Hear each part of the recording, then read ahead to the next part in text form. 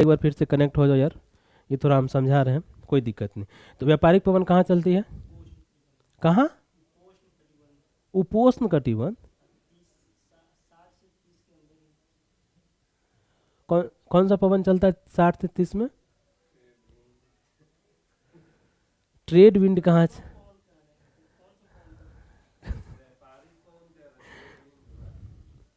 Trade wind कह रहे हैं भाई, व्यापारिक पवन कहाँ चलता है? अरे बताइए भाई। Trade wind. चलिए कोई बात नहीं, ठीक है। अब क्या करें? चलिए, यह हम लोग बता चुके हैं कि ये हमारा ट्रेड विंड का इलाका है, जिसको हम लोग कहते हैं व्यापारिक पवन। ये हमारा हो गया पछुआ, वेस्टर्न विंड। और ये हो गया हमारा ध्रुवीय, पोलर विंड। सेम यही इस साइड हो जाएगा, लिखने की जरूरत नहीं है। चलिए, हमने क्या पढ़ा था कि जब पवन उत्तरी गोलार्ध में चलती है, ये हमारा हो गया उत्तरी गोलार्ध, नॉर्थ हेमिस्फीयर, और ये साउथ। पृथ्वी पर कितने गोलार्ध होते हैं? पृथ्वी पर कितने गोलार्ध होते हैं बताइए?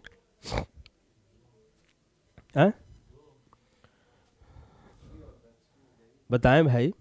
पृथ्वी पर 4 गोलार्ध होते हैं, उत्तरी, दक्षिणी, पूर्वी और पश्चिमी।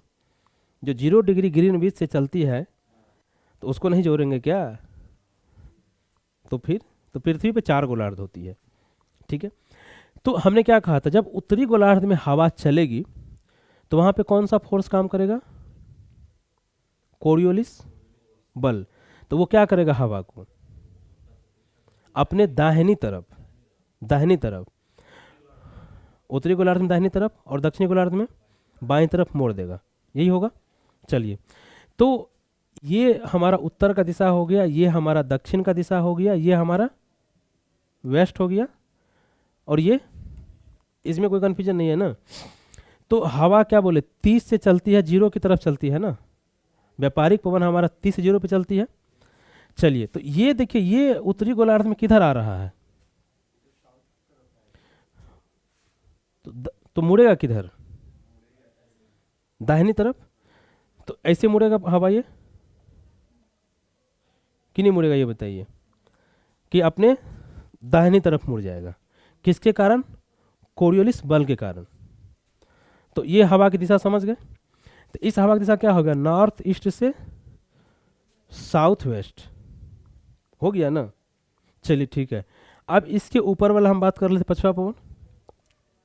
पछवा पवन जो यहाँ पे हम क्या बताए, 30 पे हवा उतरती है ना। तो कुछ हवा 0 की तरफ जाती है और कुछ हवा 60 की तरफ जाती है।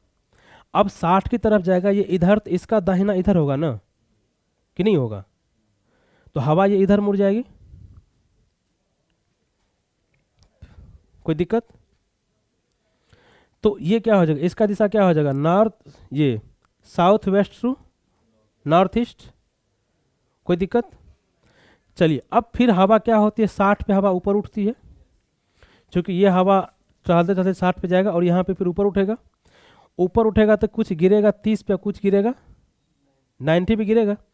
तो 90 पे गिरेगा तो फिर 90 से इधर चलेगा, नीचे चलेगा, 60 की तरफ चलेगा ना। तो क्या इसकी दिशा फिर ऐसे हो जाएगी, ये अपनी दाहिनी तरफ हो जाएगा, कोई दिक्कत? चलिए, अब हम साउथ इंडिया की बात करें, साउथ पोल की। ये हवा 30 से फिर 0 की तरफ चलेगा, किधर मुड़ेगा? बाएं, दक्षिणी गोलार्ध में बाएं तरफ ना, ठीक है, दक्षिणी गोलार्ध में बाएं तरफ। चलिए, तो ये इधर जाएगा, इधर इसका बायां इधर होगा ना, ऐसे हो जाएगा हवा, होगा, कोई दिक्कत? इसका बायां इधर हो जाएगा ना। तो कोरियोलिस बल इसको अपने बाएं तरफ मोड़ दिया। अब फिर क्या होगा, 30 से हवा चलेगी 60 की तरफ, क्योंकि 30 पे हवा ऊपर उठती है 60 की तरफ। तो यहाँ 30 पे हवा नीचे गिरेगी तो 60 की तरफ चलेगी। तो ये क्या होगा, फिर इधर अपने बाएं तरफ, दक्षिणी गोलार्ध में बाएं तरफ हो जाएगा। तो इसकी दिशा इधर हो जाएगी,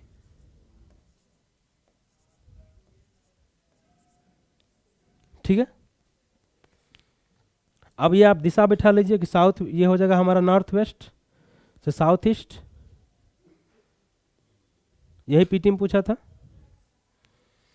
अब देखिए अब क्या होगा, फिर हवा 60 पे ऊपर उठेगा और 90 पे गिरेगा, तो 90 से किधर चलेगा, 60 की तरफ।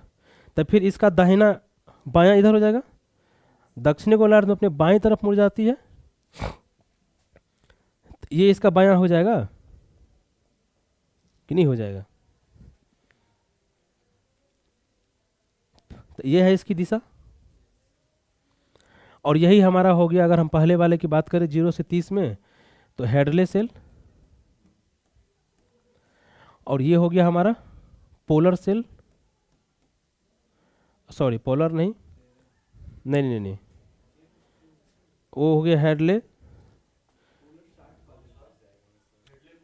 हाँ कोस्ट ना, दूसरा 60 से 30 फेरल, सॉरी पोलर नहीं फेरल कोस्ट था, फेरल। और तीसरा हो जाएगा ध्रुवीय यानी पोलर, पोलर सेल हो जाएगा। ठीक है। अब ये हमारा जो 0 से 5 हम यहाँ एक ले लेते हैं, ये भी इधर 5 ले लीजिए, तो ये हमारा क्या हो जाएगा, डोलड्रम, डोलड्रम का इलाका हो जाएगा।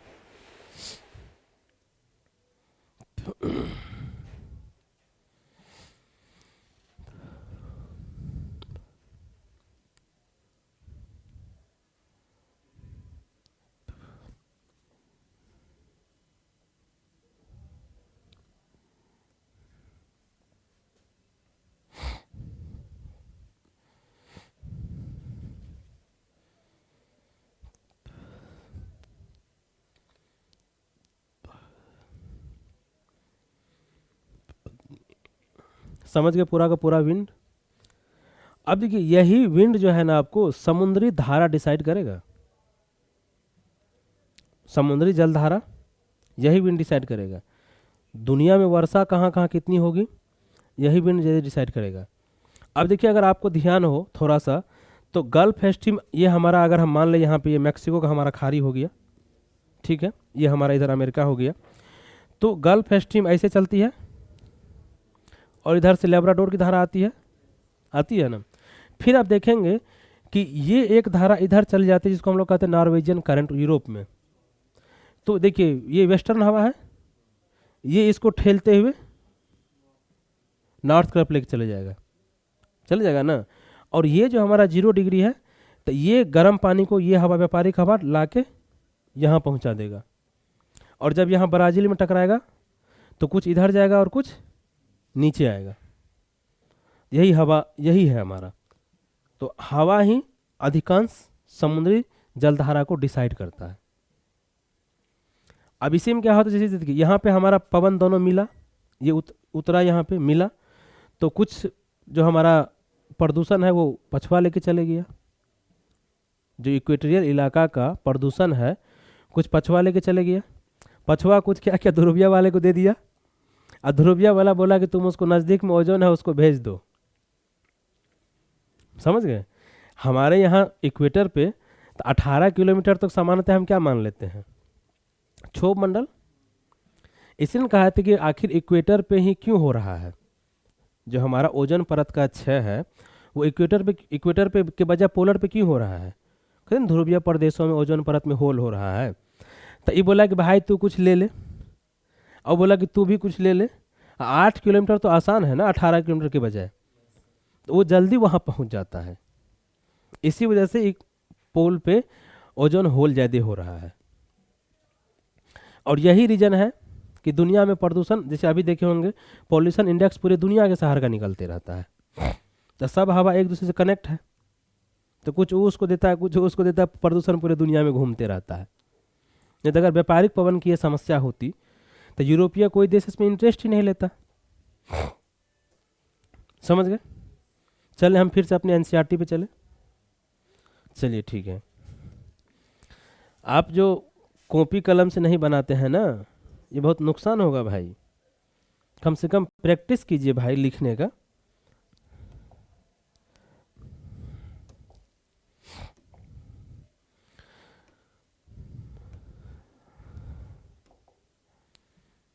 बनाना चाहिए था, इससे प्रैक्टिस होता है ना। कोई बात नहीं, ठीक है। तो व्यापारिक सॉरी भूमंडलीय पवन समझ गए, इसमें कहीं कोई दिक्कत नहीं, कोई कन्फ्यूजन नहीं। अब हम लोग बात करते हैं थोड़ा सा मौसमी पवन पे। औ- हाँ, सीजनल विंड यहाँ पे हमारा आता है, आजा भाई तू, मौसमी पवन। तो पढ़िए इसको, पवनों के प्रवाह के प्रारूप में विभिन्न मौसमों में बदलाव आता है, यही है ना। अब हमारा क्या है, गर्मी के मौसम में हवा कुछ और चलती है, ठंडी के मौसम में हवा कुछ और चलने लगती है, तो मौसम के अनुसार हवा बदल जाती है, उसी को हम लोग कहते हैं मौसमी हवा। तो बेसिकली मौसम का डिफिनेशन क्या होगा, मौसम का परिभाषा क्या होगा, बताइए। आप मौसम किसी लड़की का नाम ना समझ लेंगे। मौसम का परिभाषा क्या होगा बताइए। शीघ्र परिवर्तन, कोई जरूरी है? मौसम 5 दिन तक भी एक समान एक जैसा रह सकता है, और आधा घंटा पहले 1 घंटा बाद कुछ परिवर्तन हो सकता है। तो मौसम का डिफिनेशन क्या होगा बताइए।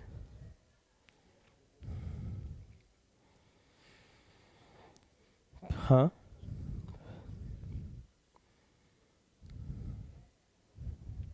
जिसकी कोई निश्चित समय सीमा नहीं हो, वो 5 मिनट भी हो सकता है और 5 दिन भी हो सकता है, ठीक है।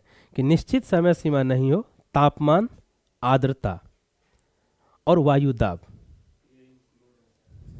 यही चेंज करने के लिए तीनों होना चाहिए ना। तापमान चेंज होगा तो वायु दाब चेंज हो जाएगा, वायु दाब चेंज होगा आर्द्रता चेंज हो जाएगी। तो इन तीनों के परिवर्तन की कोई निश्चित समय सीमा नहीं हो, उसी को हम मौसम कहते हैं।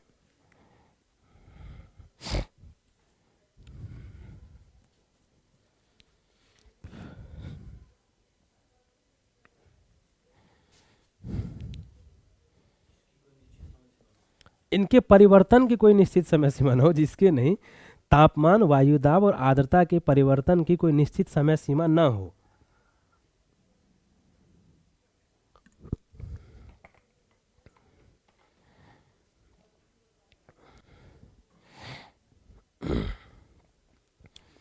जैसे आप देखिए, कभी लगता है कि यार मौसम तो साफ ही था, लेकिन अचानक कहीं से बादल आया, बारिश हो गया, फिर निकल लिया, होता है ना ऐसा। तो फिर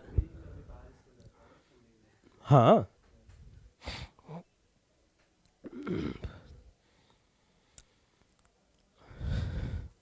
अब देखिए जलवायु परिवर्तन का प्रभाव इस कदर पड़ा है कि हम कल एक न्यूज देख रहे थे, उसमें जो वेस्टर्न मानसून से वर्षा, सॉरी वेस्टर्न मानसून नहीं, पश्चिमी विक्षोभ, जो हमारा शीतोष्ण कटिबंधीय चक्रवात आता है, उससे जो वर्षा होनी चाहिए थी, तो बहुत कम वर्षा हुआ है जम्मू कश्मीर के इलाके में, या पहले लेकिन ठंडी के मौसम में दिल्ली में भी बारिश होती थी, इस बार नहीं हुआ है ठंडी के मौसम में दिल्ली में बारिश, बहुत कम हुआ है।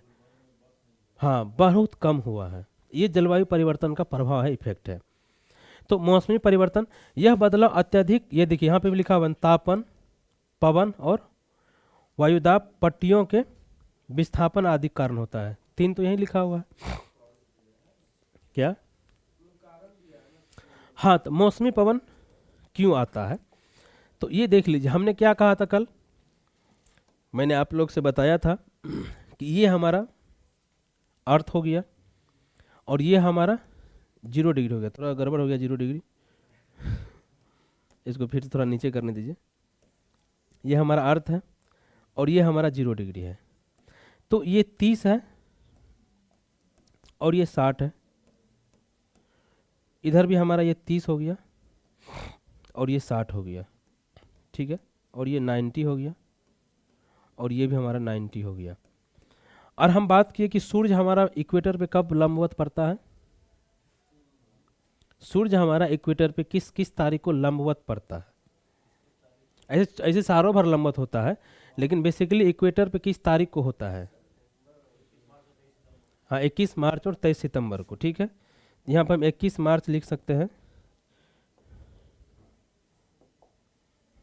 21 मार्च और 23 सितंबर, ठीक है। अब देखिए, जब ये 21 जून को यहाँ पे सूर्य जाएगा, तो हमने क्या कहा था, जो एक कल बताया था आई टी सीजर बता चुके हैं, तो ये इक्वेटर से ऊपर जाएगा। तो जो हमारा ये पहले जो पछवा पवन, सॉरी व्यापारिक पवन हमारा 30 पे आता था, ये क्या होगा 30 खिसक के यहाँ पहुँच जाएगा, टेम्परेचर कारण पहुँच जाएगा ना। और जो ये 30 है साउथ पोल का, ये घसक के यहाँ 25 पे आ जाएगा। समझ रहे हैं। और ये 60 ऊपर चल जाएगा, इसी तरीका से ये इधर आ जाएगा। और यही सेम कंडीशन होगा जब सूर्य मकर रेखा पर आएगा, तो ये जो हमारा 30 है ये 25 पे आ जाएगा और ये 30-35 चला जाएगा। इसी को कहते हैं पेटियों का खिसकना। यहां जो हमारा लिखा हुआ वायुदाब, पट्टियों का विस्थापन, समझ गए। अब जो व्यापारिक पवन का अनुभव 30 डिग्री तक का व्यक्ति ही कर रहा था, अब तो वो 40 वाला भी करने लगेगा। तो क्या हुआ, मौसम के अनुसार चीजें बदल गई। यही होता है बेसिकली हमारा मानसून में भी। तो पट्टियों के विस्थापन के अनुसार पवन और वायुदाब चेंज होता है, यही मौसमी पवन को क्रिएट करता है। समझ गए। तो ये 3 पॉइंट को आप लिख लीजिए। यहाँ पे जो लिखा हुआ है कि बदलाव अत्यधिक तापन, पहला पॉइंट। दूसरा वायु पट्टियों के विस्थापन, तो इसको आप लिख लीजिए। ये क्वेश्चन कभी भी आ सकता है कि मौसमी पवन की उत्पत्ति के कारण को बताइए, विश्लेषण कीजिए, या मौसमी पवन क्यों उत्पत्ति होती है, उत्पन्न होती है। तो ये 3 पॉइंट आप सिर्फ लिख लीजिए। अत्यधिक तापन, टेम्परेचर अत्यधिक होगा, और वायुदाब पट्टियों के विस्थापन के परिणाम स्वरूप ही मौसमी पवन का उत्पन्न होता है, मौसमी पवन उत्पन्न होती है। ठीक है।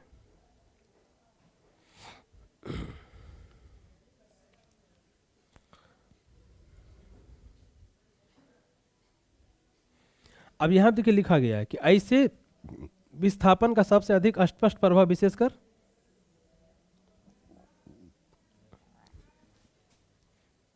ठीक है,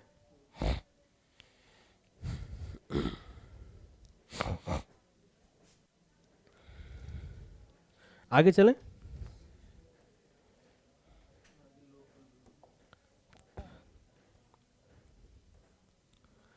एक बार इसको आप लोग पढ़ेंगे।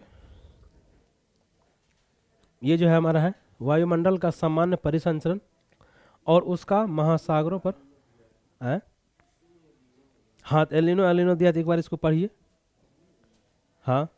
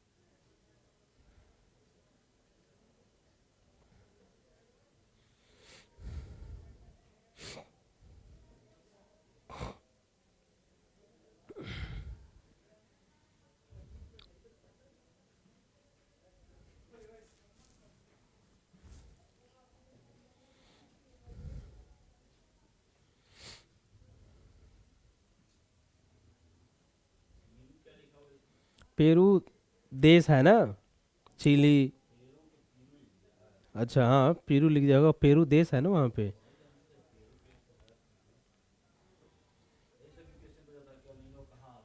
हाँ, प्रशांत महासागर में।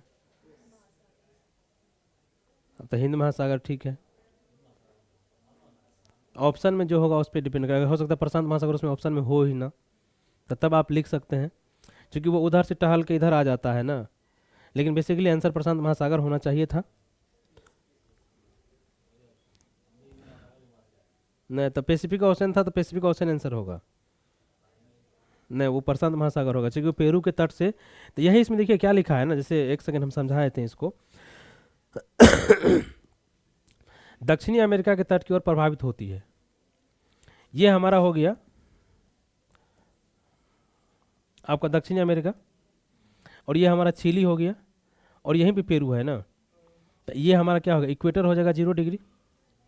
तो ये इधर से चलता है और यहाँ पे आता है, बताएं अभी। और ये व्यापारिक पवन दक्षिण वाला क्या करेगा, ऐसे इसकी दिशा है, ये इसको लेके इधर चले आता है। तो वही कह रहा है ना कि प्रभावित होती है और पेरू की ठंडी जलधाराओं के साथ स्थान ले लेती है, और यहीं पे गर्म धारा की उत्पत्ति एल नीनो कहलाता है। एल नीनो घटना मध्य प्रशांत महासागर और ऑस्ट्रेलिया के वायुदाब। अब ऑस्ट्रेलिया हमारा कहाँ होगा, यहाँ पे हमारा ऑस्ट्रेलिया, और ये बीच पूरा का पूरा प्रशांत महासागर है, यही है ना। तो वही कह रहा है कि जब यहाँ पे देखिए, जब हमारा एल नीनो आता है, जब यहाँ पे गर्म होता है पानी, तो यहीं पे बारिश हो जाता है। तो जो हवा इधर आनी चाहिए थी वो आ नहीं पाती है ठंडी वाली।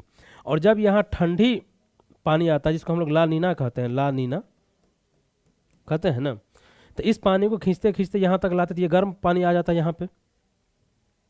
और यहाँ पे जब गर्म पानी आएगा ऑस्ट्रेलिया भारत के पास, तो यहाँ पे अधिक वर्षा होगा। तो यही है एल नीनो और ला नीना का। बस यहाँ थोड़ा सा याद रखिए, आगे वहाँ पे जब मानसून का टॉपिक आएगा तो वहाँ जल्दी समझेंगे, इसलिए सिर्फ बता दी कि ये चीज़ याद रखिएगा, ठीक है ना। अब क्या लिखा, महासागर ऑस्ट्रेलिया के वायुदाब परिवर्तन से गहरा संबंध। वायुदाब परिवर्तन होगा तभी तो वहाँ से हवा इधर चलेगा ना। जब इधर ही वायुदाब अधिक हो तो हवा उधर कहाँ से जाएगा, नहीं जाएगा। और इसी घटना को ENSO के नाम से जाना जाता है, जिन वर्षों में ENSO, ठीक है, बृहत शक्तिशाली होता है। यही कारण कि शक्तिशाली होता है, विश्व में बृहत मानसून मौसम संबंधी भिन्नताएं देखी जाती है। तो मानसून खराब और अच्छा होता है तो इसका प्रभाव काफ़ी देशों पर पड़ता है। फिर यहाँ पे एक चीज़ लिख दिया है कि मानसून के विषय में विस्तार पूर्वक अध्ययन हम भारत के भौतिक में करेंगे। तो यहाँ पे नहीं दिया, वहाँ पे किया है, तो इसको पढ़ के फिर उसको हम लोग खोल लेंगे, कोई दिक्कत नहीं। फिर हम लोग स्थानीय पवन की बात करें, ये हमारा है स्थानीय पवन। तो भूतल के गर्म और ठंडे होने से भिन्नता, दैनिक वार्षिक चक्रों के विकास। तो हम बताए थे स्थानीय पवन स्थानीय कारण से आता है।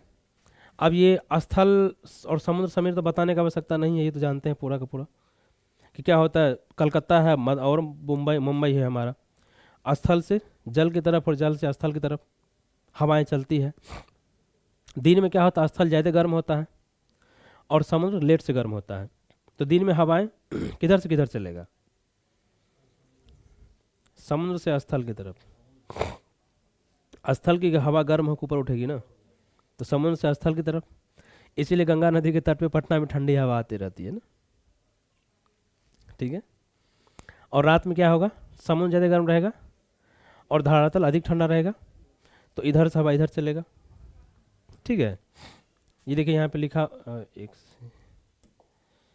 यहाँ पे दिया हुआ है, ये हमारा समुद्री समीर है। हाँ, समुद्र से स्थल की ओर मतलब क्या, समीर मतलब क्या होता है, पवन होता है। तो समुद्र से स्थल का मतलब समुद्र की हवा जा रही है, स्थल समीर का मतलब कि स्थल का हवा आ रहा है, ठीक है। हाँ, अब पश्चिम से हवा तो हम लोग कहते हैं पछुआ हवा है, तो स्थल से आ रहा है तो स्थल समीर हो गया, समुद्र से जा रहा है समुद्र समीर हो गया। आपको कन्फ्यूजन सिर्फ एक, तो सिर्फ दिन याद रखना है कि समुद्र जो है लेट से गर्म होता है और स्थल तुरंत गर्म होता है। तो जब स्थल तुरंत गर्म होगा तो स्थल की गर्म हवा ऊपर उठ जाएगी, तो वहाँ पे क्या होगा, लो प्रेशर बन जाएगा। तो लो प्रेशर बन जाएगा तो समुद्र की तरफ से हवा चलना शुरू कर देगा, ठीक है। अब देखिए वहाँ पे ठंडी क्यों नहीं लगती, इसलिए कि जो ठंडी होता है उसको तो निकाल के समुद्र पे दे आता है। जैसे हमारे यहाँ ठंडी क्यों लगती है कि जो हिमालय तरफ से ठंडी हवा आई वो यहाँ पे रुक गई, ठंडी हवा रुक गई तो ठंडी लगने लगता है। अब मुंबई में क्या है ना कि ये देखिए ये स्थल है, ये ठंडी के मौसम में ठंडा हुआ और तब तक यहाँ लो प्रेशर बन गया थी, जितनी भी ठंडी हवा थी सड़क के इधर चले आया सब ठो, समुद्र पे आ गया तो ठंडी नहीं लगेगी ना। और ये इसका यहाँ पे, अब ये हवा इधर आई तो यहाँ लो प्रेशर बन गया, तो ये हवा इधर गर्म हवा यहाँ पहुँच गई, ये हो गया हमारा परिसंचरण। अब एक होता है हमारा पर्वत व घाटी पर, अपने थोड़ा सा इसको पढ़ लीजिए। ये भी सेम समुद्र की तरह ही है, स्थल समीर और समुद्री समीर की तरह भी ये भी है कि कोई, ये हमारा मान के चले कि हिमालय का पर्वत हो या कोई उधर घाटी हो इस तरीका का, तो क्या होगा, ये हवा इधर उतरेगी और ये हवा ऊपर चढ़ेगी, यही होता है। पढ़ लीजिए इसको, थोड़ा सा पढ़ लीजिए।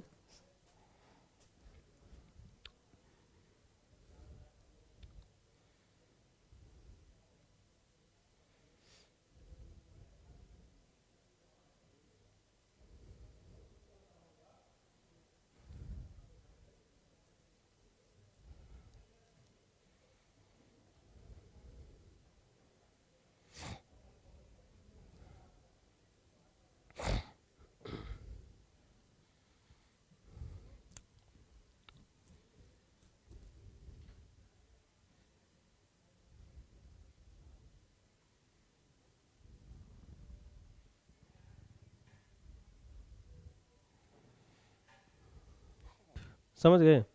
चलिए, इसे हम समझाए थे, नहीं समझे तो कोई दिक्कत नहीं है। ये देखिए, ये हमारा पर्वत है और ये हमारा घाटी है, ठीक है। तो जब सूरज निकलेगी तो टेम्परेचर कहाँ पड़ेगा, इस यहाँ पे पड़ेगा ना। तो यहाँ की हवा क्या होगी, गर्म होके ऊपर उठेगी। घाटी तो लेट से गर्म होगा ना, और ये जो हमारा ढाल है ये जल्दी गर्म हो जाएगा। तो जब यहाँ जल्द गर्म होगा तो इसकी हवा ऊपर उठ जाएगी, तो ये हवा क्या होगा, ऊपर चढ़ना शुरू कर देगा ना, कि नहीं करेगा, जाएगा ना हवा। तो ये घाटी की तरफ से गया तो क्या कहेंगे इसको हम, घाटी समीर, ये लिखा हुआ है, ठीक है। अब देखिए रात में कंडीशन थोड़ी उल्टी होती है, ये हमारा हो गया मान के चलिए। तो यहाँ से हवा तो निकल चुकी है ना, लेकिन रात में क्या होगा, फिर ठंड हो जाएगा। तो यहाँ की जो ये ठंडी हवा है, हवा ठंडी हो जाएगी। तो ये हवा ठंडी होकर क्या, हवा ठंडी होगी तो भारी होगी, तो ये धीरे धीरे नीचे उतरने लगेगा। तो फिर यहाँ पे हवा जम जाएगा पूरा का पूरा। इसलिए देखे होंगे कि वो क्या होता है ना, कि जब हम जाते हैं हिमालय इलाका में तो घाटी में कुहासा बहुत अधिक रहता है, ठीक है। नहीं मतलब घाटी का इलाका जहाँ भी हो वहाँ कुहासा बहुत रहता है। क्यों? क्योंकि ये हवा गर्म होती है, नीचे वाला आते रहता है, तो गर्म ठंडा मिक्स होते रहता है, कुहासा चलते रहता है। तो ये हो गया। फिर हमारा जब ये पर्वत से नीचे उतरा तो क्या हो जाएगा, ये पर्वत समीर हो जाएगा ना। तो रात में ये कंडीशन होगा और दिन में ये कंडीशन होगा। समझ के वही लिखा हुआ है, कोई दिक्कत नहीं इसको समझने में। अब यहाँ पर देखिए एक शब्द जो लिखा हुआ है, उच्च पठारों व हिम क्षेत्रों से घाटी में बहने वाली ठंडी वायु को अवरोही। तो अवरोही का मतलब हम क्या बताए थे, अवरोही या अवरोहन का मतलब हवा का उतरना। क्या कह रहा है कि बहने वाली ठंडी वायु को अवरोही क्षेत्र से घाटी में। तो अवरोही शब्द याद रखिए, कभी कभी कहीं क्वेश्चन में ही आ जाए या एनसीईआरटी पढ़ रहे हैं तो या कि इसका मतलब क्या हुआ, इसका मतलब हो गया नीचे आना। हाँ नहीं, डिसेंडिंग मतलब घटना होता है, ये नीचे आना हुआ किस।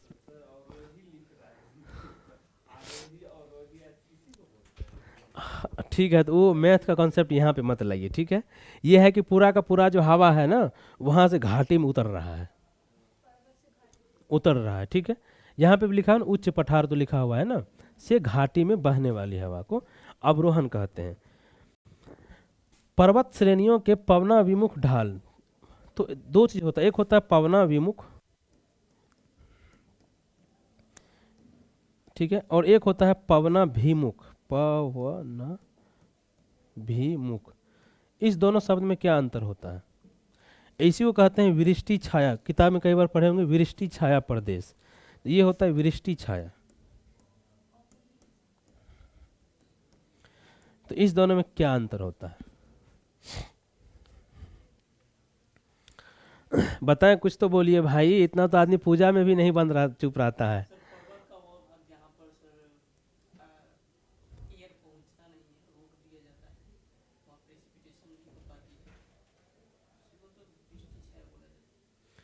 आपने आधा गलत बताया, आधा सही बताया।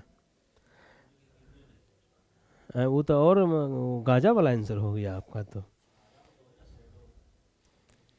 शैडो वो अलग चीज होती है। यहाँ पे आपने कहा कि हवा नहीं पहुंच पाती, हवा कहाँ नहीं पहुंचता है भाई? वहां पे आर्द्रता नहीं पहुंचती है, सूखी हवा पहुंचती है। ठीक है, सूखी हवा पहुंचती है, आर्द्रता नहीं पहुंचती, सूखी हवा, हवा पहुंचती है। देखिए ये आप मान लीजिए हमारा हो गया रॉकीज पर्वत। कहाँ पे है रॉकीज? अमेरिका में है। ठीक है, और ये हमारा कौन सा हो जाएगा? हो गया।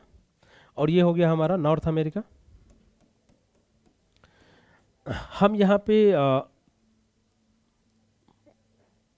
अमेरिका को ही के साथ या अमेरिका के द्वारा कौन सी रेखा जाती है अमेरिका से? कर्क रेखा गुजरती है, मैक्सिको के थोड़ा सा ऊपर से कर्क रेखा गुजरती है। ठीक है, तो कर्क रेखा गुजरेगी तो ये किस पवन पेटी में आएगा? अमेरिका किस पवन पेटी में आएगा? पछुआ। बेसिकली पछुआ ले लेते हैं, वेस्टर्ली हम ले लेते हैं पछुआ, कोई दिक्कत नहीं इसमें। चलिए पछुआ ले लिए। तो पछुआ ऐसे चलेगा, चलेगा ना? तो ये महासागर से आ रहा है तो अपने साथ कुछ आर्द्रता लेके आएगा, तो ये पर्वत से टकराएगा, तो टकराने के साथ क्या होगा? ऊपर उठेगा, ऊपर उठेगा तो बादल बनेगा, तो बारिश का सारा पानी इसी साइड गिर जाता है। ठीक है, और बारिश का पानी गिर गया तो फिर हवा हल्की हो जाएगी, तो हवा हल्की होकर ऊपर उठ जाती है और ये पर्वत को पार कर जाती है, इस साइड आ जाती है। क्या? ठीक है, ये हो जाएगा। तो इसीलिए एक शब्द सुने होंगे चिनूक, यही हवा है चिनूक, ये लोकल विंड है। तो यही है चिनूक हमारा। इसे आइस ईटर भी कहा जाता है, बर्फ खाने वाली हवा। क्यों? क्योंकि यहाँ पे हवा गर्म हो गई, हाँ ऊपर उठी गर्म हो गई, फिर इस सर उतरेगा। तो कल हमने बताया था पवन के परिसंचरण में घर्षणात्मक बल भी काम करता है, और जब दो चीज़ें घर्षण करेगी तो गर्म तो होगी ना थोड़ा सा, तो ये हवा थोड़ी सी गर्म हो जाती है। और इस एरिया का टेम्परेचर जो है ना वो 10 degree, 9 degree, 8 degree, 7 degree, 11 degree, 12 degree कर देता है। तो जो बर्फ़ इस साइड पड़ी होती है, जमी होती है, उसको ये हवा पिघला देती है, इसीलिए इसको आइस ईटर कहा जाता है। और जब बर्फ़ पिघल जाती है तब यहाँ पे फिर गेहूं की खेती होती है। तो ये हो गया हमारा पवना भिमुख डाल इस साइड का, ये, और इस साइड का हो गया हमारा पवना विमुख ढाल, या इसी को कहते हैं वृष्टि छाया। वृष्टि नहीं पहुंचे, पवन तो पहुंचेगा ही, आर्द्रता के साथ नहीं पहुंच पाया, क्योंकि जिस पवन में आर्द्रता होगी वो भारी होगा, और जब आर्द्रता समाप्त हो जाएगी, बारिश हो जाएगा, तो हवा हल्की होकर ऊपर उठ जाती है। क्योंकि हमने पढ़ा था कि 90 से 120 किलोमीटर तक हवा ऑक्सीजन रहता है। ठीक है ना? तो हवा ऊपर उठ के इस साइड चली आती है। तो ये हो गया हमारा, ये सिर्फ इस पे ध्यान रखिए, कभी कभी इस पे कंफ्यूज नहीं होना, यहाँ पे भी होता है और यहाँ पे वी होता है। तो पवना विमुख डाल मतलब इस साइड, और पवना विमुख ऐसे होता ना, कहते हैं आदमी इससे विमुख हो गया यार, मतलब बिगड़ गया। ठीक है, मुंह घुमा लिया, तो उसको कहते हैं विमुख हो जाना। आप अपोजिट जैसे भी आप याद रख सकते उसको याद रखें, और यही होता है हमारा वृष्टि छाया प्रदेश। तो यहाँ पे जो लिखा पवना विमुख ढाल, आप समझ गए? तो क्या लिखा है ना, पवना विमुख ढालों पर अन्य प्रकार की उष्ण पवने, तो गर्म हवा हो गया। चलिए ठीक है।